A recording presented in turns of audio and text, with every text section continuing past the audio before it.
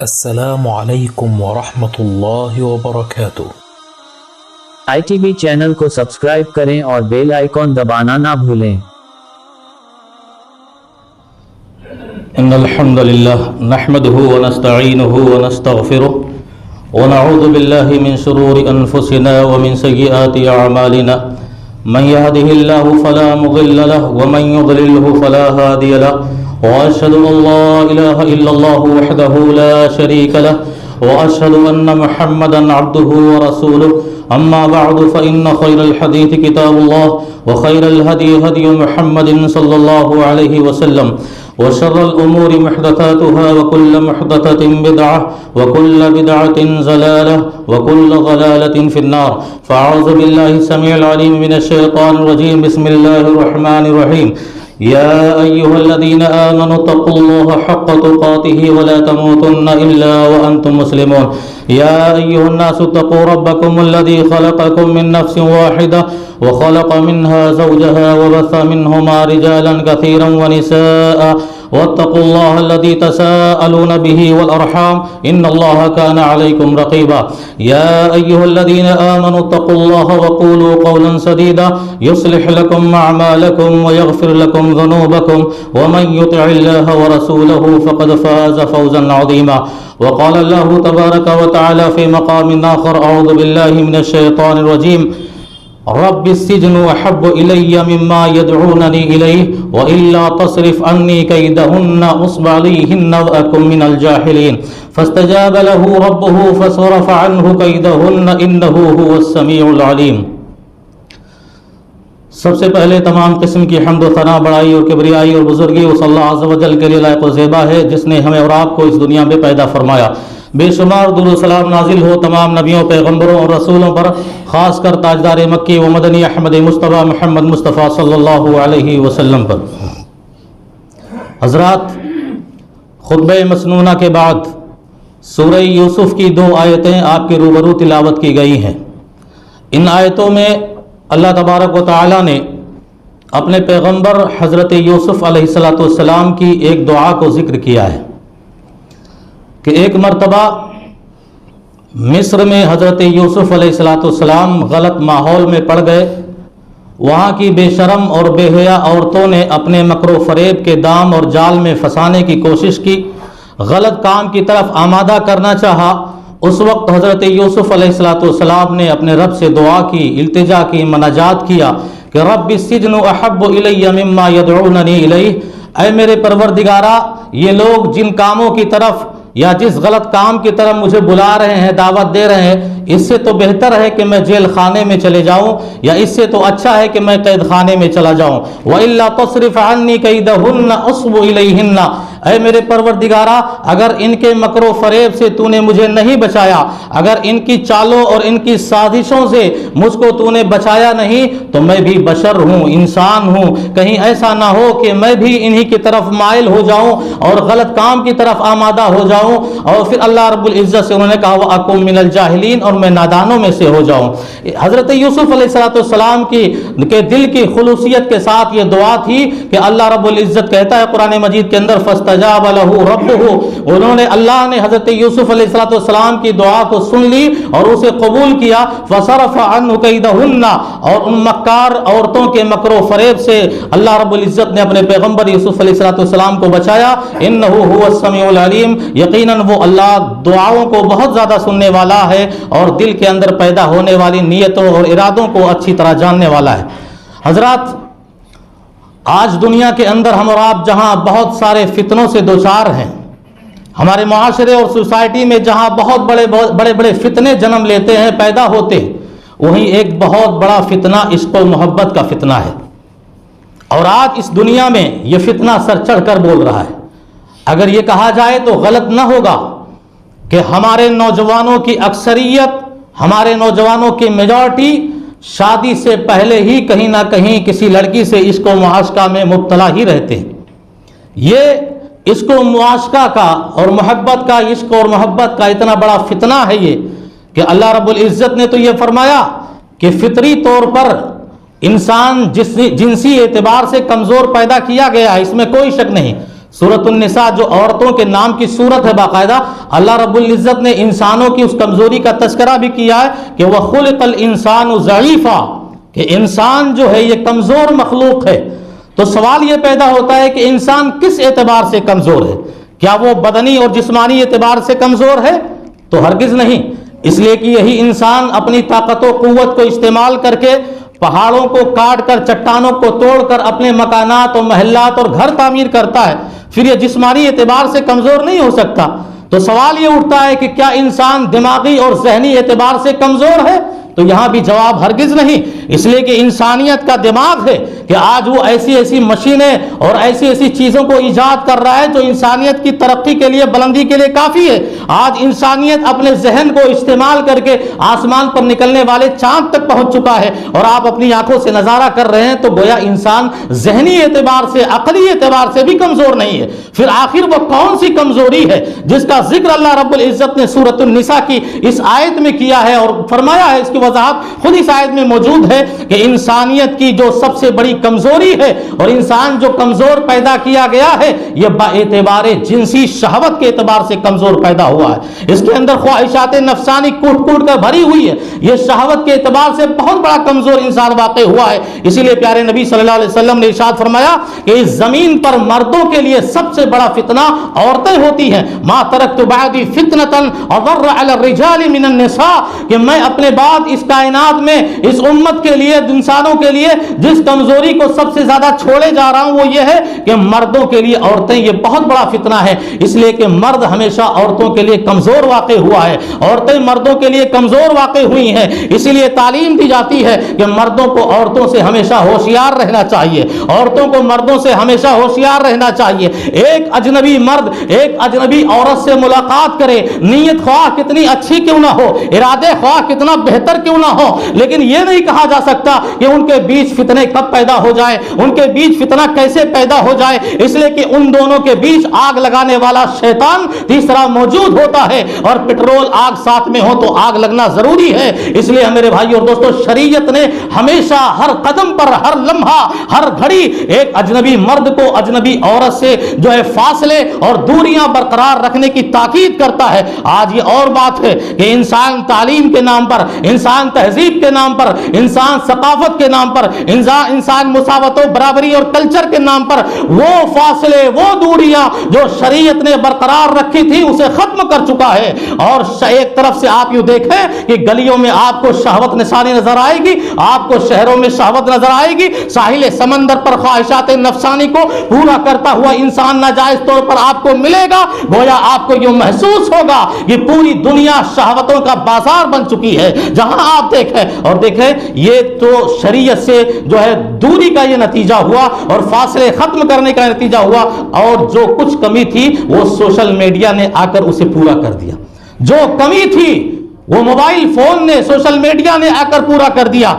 आज माँ बाप कितनी गहरी निगाह क्यों ना अपने बच्चों पर रखें, एहतिसाबी नजर से क्यों ना हमेशा वो अपने बच्चों की ताक में रहें कि हमारा बच्चा क्या कर रहा है, लेकिन सोशल मीडिया ने आज वो हालात पैदा कर दिए कि माँ बाप भी बेचारे शिकस्त खा गए, माँ बाप भी हार गए इसी सोशल मीडिया से, और ये जान नहीं पा रहे हैं कि उनका बेटा किससे बात कर रहा है, उनकी बेटी किससे बात कर रही है। हम तो और आप ये समझ रहे हैं, एक माँ बाप ये समझ रहे हैं कि हमारी बेटी कमरे में आराम कर रही है, हमारी बेटी कमरे में सो रही है, हमारा बेटा कमरे में आराम कर रहा है, हमारा बेटा कमरे में सो रहा है। लेकिन यह यकीनी बात है कि मेन दरवाजे से वो चोर घुसा नहीं है, लेकिन सोशल मीडिया के राह से हमारी बेटी तक एक लड़का पहुंच चुका है, हमारे सोशल मीडिया से के जरिया और उसी के दरवाजे से हमारे लड़के तक एक लड़की पहुंच चुकी है। और फिर रातों में फेसबुक पर फ्रेंड बनाना, व्हाट्सएप पे चैटिंग करना, घंटों घंटों बातें करना, रातों की नींद हराम करना, इसको मुआशका का नाम लेकर आज पूरा समाज बद अखलाकी का एक तरह से सैलाब उमड़ पड़ा है।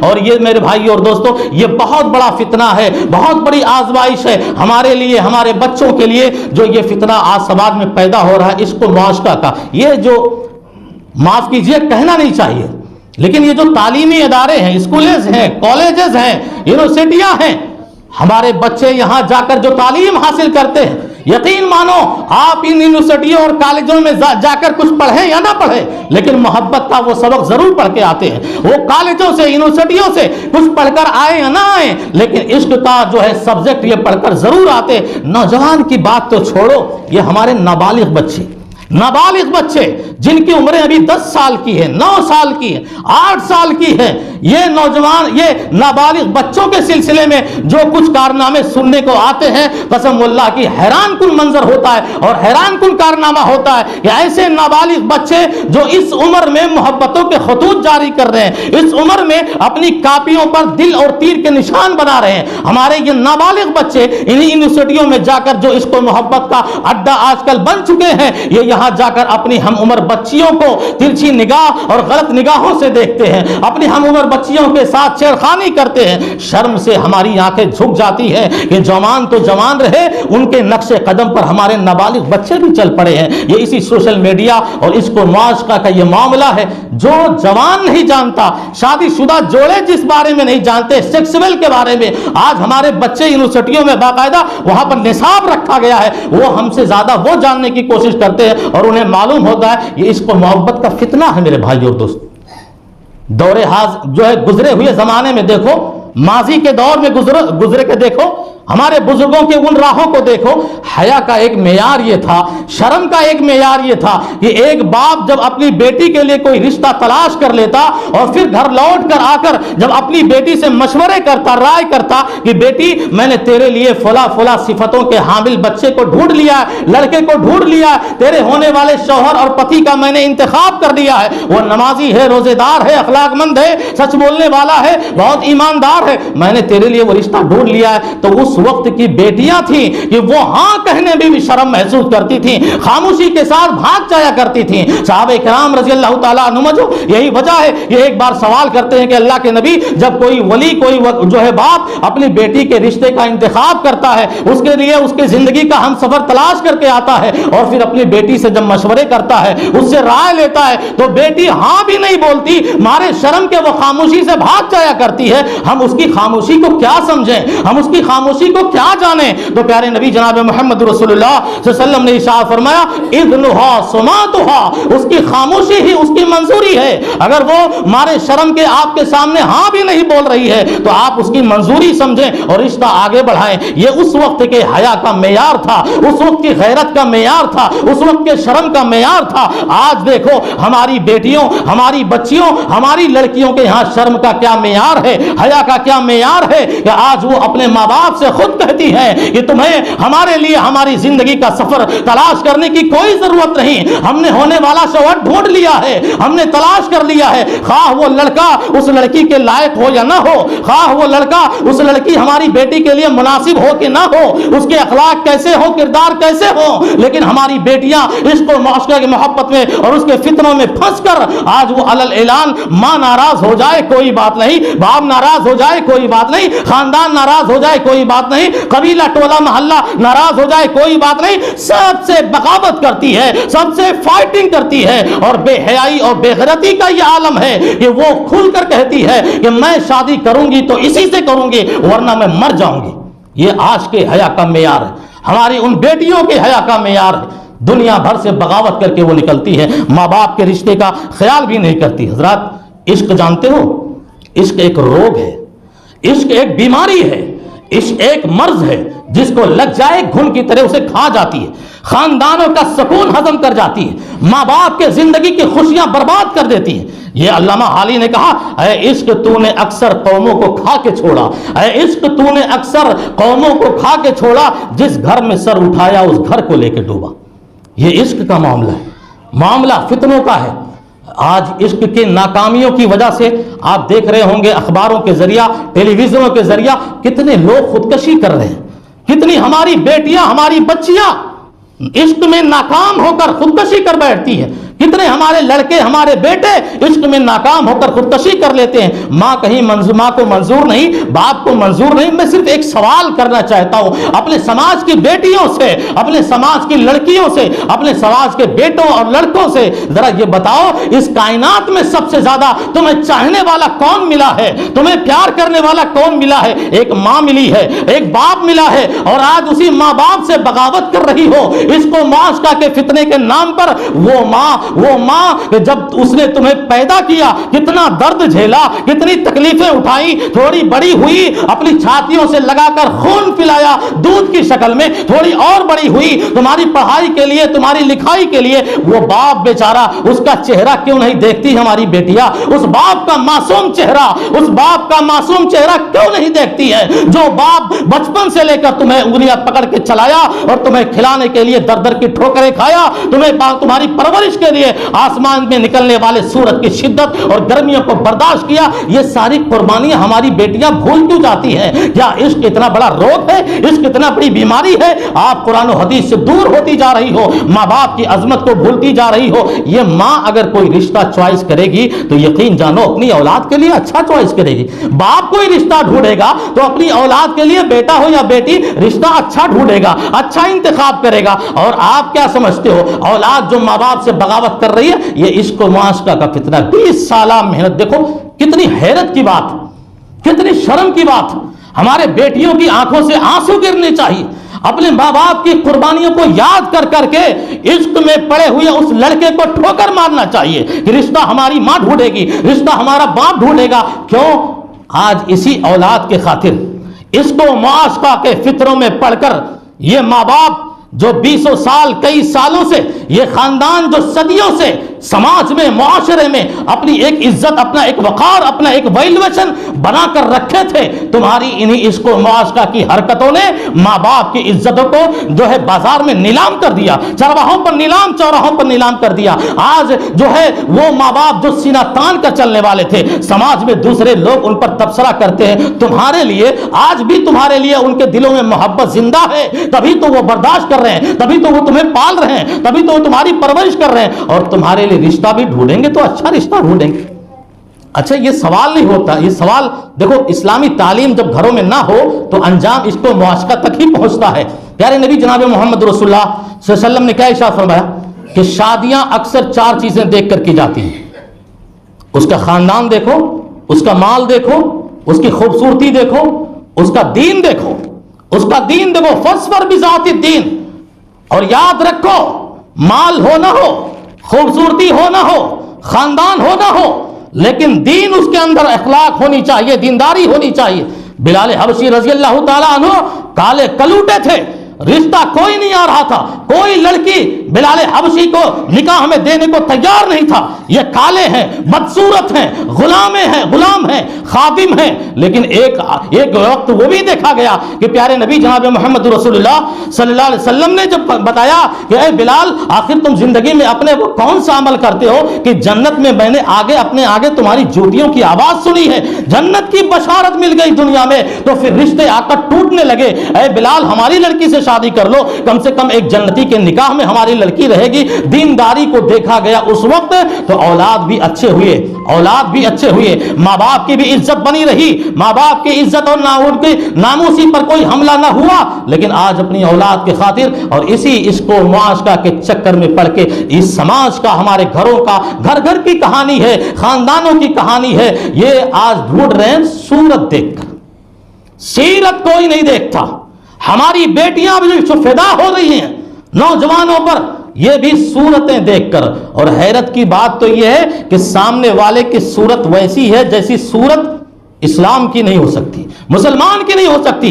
ऐसे बाल, आज तो देखो नौजवानों की बात छोड़ो, ये हमारे माँ बाप जो समाज में है, ये अपने 2-2, 4-4 साल के बच्चों के बाल ऐसे कटवाते हैं, आधा काट दिया, आधा छोड़ दिया, आधा जो है चुड़की की तरह पता नहीं कैसे रखवाते। प्यारे नबी सल्लल्लाहु अलैहि वसल्लम ने मना किया, ऐसे बाल मत रखवाओ, ना अपने औलाद को ना अपने बच्चों को। और इन्हीं लंबे लंबे बालों पर हमारी बेटियां आज फिदा हो रही हैं, इन्हीं सूरतों पर। याद रखो, सूरतों का नशा ज्यादा दिनों तक नहीं होता।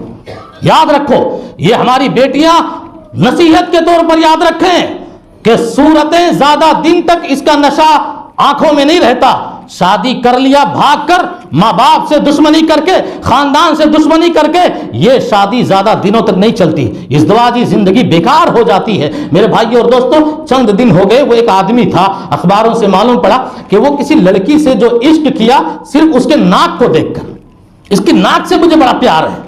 واقعی پیار، ناک اچھی نہیں ہوگی، پسند آ گیا، کوئی بات نہیں، شادی اس نے کیا، لیکن وہ لڑکا اس راہ پر نہیں تھا، وہ اخلاق اور کریکٹر کا مالک نہیں تھا کہ اس کے ماں باپ لڑکی کے اس کو پسند کریں۔ وہ نمازی نہ رہا ہوگا، روزہ دار نہ رہا ہوگا، اخلاق مند نہ، نہیں پسند کر رہے تھے، لیکن لڑکی بغاوت کر کے اس لڑکے کے ساتھ بھاگ گئی۔ 2 سال گزرے تھے، 2 سال گزرے تھے، وہ لڑکی کہیں سفر میں تھی، اچانک ایکسیڈنٹ ہوا، اس کی ناک ٹوٹ گئی، اس کی ناک ٹوٹ گئی۔ جب وہ گھر آئی تو وہی شوہر جو 2 سال سے اس سے محبت کر رہا تھا، یہ عشق و معاشقہ کی شادی تھی، خاندانوں سے بغاوت کر کے، ماں باپ کو ناراض کر کے، یہ شادیاں زیادہ دنوں تک نہیں چلتی، وہ طلاق دے دیا یہ کہہ کر کہ میں نے تیری ناک دیکھ کر تجھ سے شادی کی تھی، اب جب تیرے چہرے پر تیری ناک نہ رہی تو ہم تجھے اپنے گھر رکھ کر کیا کریں گے۔ اب وہ ذرا بتاؤ، جس ماں باپ سے ناراض ہو کر وہ لڑکی گئی تھی، وہ ماں باپ کس، دیکھو یہ محبت ہی تو ہے، یہ محبت ہی ہے۔ ہماری لڑکیاں دھوکے پہ دھوکہ کھاتی ہیں، ہماری لڑکیاں فریب پہ فریب کھاتی ہیں۔ ان کا شوہر جو بھاگ کر انہیں لے کر گیا تھا، 2 سال کے بعد چھوڑ کر جاتا ہے کہاں؟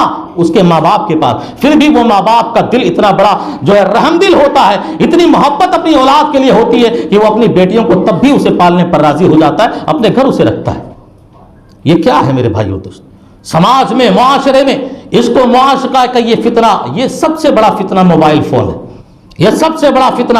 اس پر لگام لگاؤ، کیونکہ ماں باپ کتنی ہی گہری نگاہ کیوں نہ رکھیں، بس ہمارے بچے اولاد جو ہے بڑی آسانی کے ساتھ بچ جاتے ہیں، بڑی آسانی کے ساتھ بچ جاتے ہیں، کہیں باتیں کرتے، کہیں چیٹنگ کرتے، کہیں فیس بک پر فرینڈ بناتے۔ ماں باپ بیچارہ اتنا جاننے والا نہیں ہے، جاننے والا بھی ہے تو کہاں تک تمہارا پیچھا کرے گا۔ ان کے دلوں میں خود اللہ کا خوف پیدا کرو، ان کے دلوں میں خود اللہ کا ڈر پیدا کرو۔ موبائل فون دے رہے ہو پر ایسے چینلز کو سبسکرائب کرنے کا حکم نہ دو۔ کارٹونوں کو ہمارا بچہ دیکھ رہا ہے، سیریلز کو ہمارا بچہ دیکھ رہا ہے، موویز ہمارا بچہ دیکھ رہا ہے۔ کبھی ہمارے دل میں یہ بھی آتا ہے کہ اپنے بچوں کے سامنے ویڈیو کبھی کوئی قرآن کی تلاوت کی رکھ دیں، کبھی کوئی اہل توحید علماء جو ہوتے ہیں ان کی تقریریں ان کے سامنے رکھ دیں۔ دیکھو جناب عطی اللہ صاحب کتنے سالوں سے خود یہ تقریر جمعہ کا خطبہ ریکارڈ کر رہے ہیں، کئی سال گزر گئے، ابھی تک اس کے سبسکرائب 86 ہوئے۔